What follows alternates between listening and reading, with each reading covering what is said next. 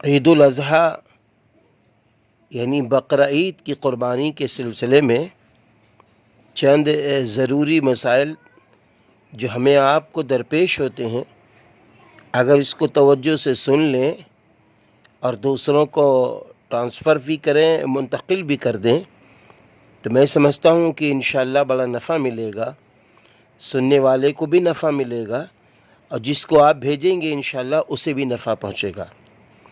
حضرت امام اعظم ابو حنیفہ رحمۃ اللہ علیہ کے نزدیک ہر مالدار پر قربانی کرنا واجب ہے، یعنی ہر صاحب نصاب پر قربانی کرنا واجب ہے۔ صاحب نصاب وہ شخص کہلاتا ہے جس کے پاس 52.5 تولہ چاندی ہو، وہ صاحب نصاب کہلاتا ہے۔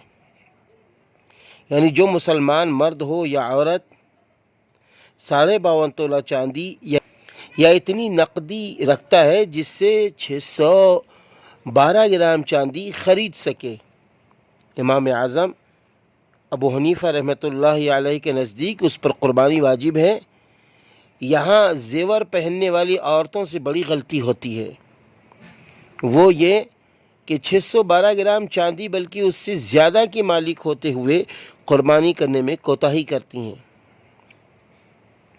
احناف کے نزدیک ہر مسلم مالدار پر قربانی کے ایام میں قربانی کرنا واجب ہے، مرد ہو یا عورت۔ اگر کوئی مالدار شخص، صاحب نصاب شخص جس پر قربانی واجب ہے، قربانی کے دنوں میں جانور کی قیمت صدقہ کر دے تو قربانی کا وجوب اس سے ساقط نہ ہوگا، اس پر قربانی کرنا واجب ہی رہے گا۔ فتاوی عالمگیری میں یہ باتیں موجود ہیں۔ اگر کوئی مسلمان گھر کے ضروری سامان اور سواری کے علاوہ ایسی چیز پر ملکیت رکھتا ہے جس سے 612 گرام چاندی خریدی جا سکے، اس پر بھی قربانی واجب ہے۔ اسی طرح اگر کسان ہے اور اس کے یہاں اتنا غلہ ہوتا ہے کہ جس سے سال بھر کی خوراک فراہم ہو جائے، اس پر بھی قربانی کرنا واجب ہے۔ اسی طرح مسافر پر قربانی نہیں، چاہے وہ مالدار ہو، البتہ مسافر اگر 15 دن قیام کا ارادہ کرے اور اسی دوران قربانی کے دن آ جائیں تو اس پر قربانی کرنا واجب ہے۔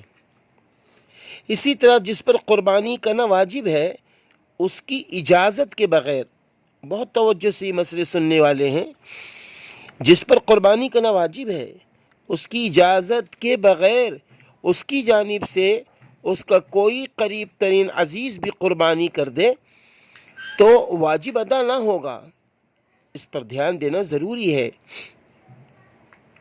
قربانی کے ایام میں ہر صاحب نصاب کو چاہیے کہ وہ پہلے اپنی واجب قربانی کرے، اس کے بعد ہی کسی اور کی طرف سے نفل قربانی کرے۔ اگر کوئی شخص مالدار ہے اور اس کے کئی بیٹے اور بیٹیاں بہویں ہیں تو ان میں جو بھی 612 گرام چاندی یا اس کے بقدر روپیہ کی ملکیت رکھتا ہے اس پر بھی قربانی واجب ہوگی۔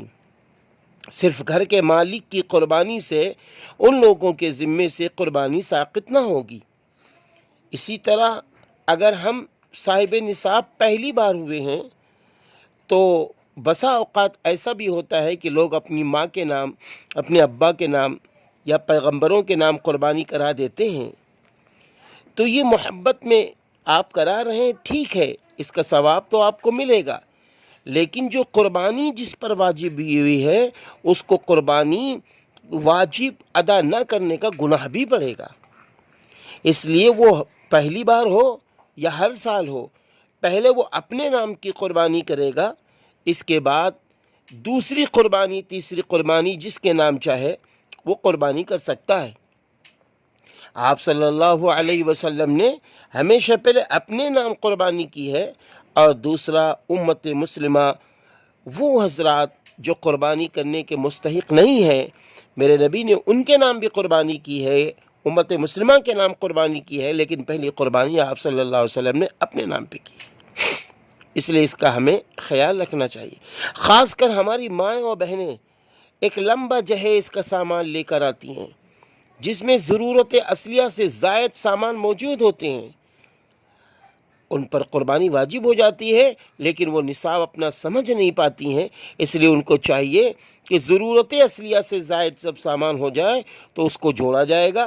52.5 تولہ چاندی کے برابر، 52.5 تولہ چاندی زیادہ سے زیادہ 39,000 روپے کے آس پاس غالباً ہوگی۔ اگر اس طریقے سے قربانی کی رقم ہو جاتی ہے تو اس شخص پر بھی قربانی واجب ہے۔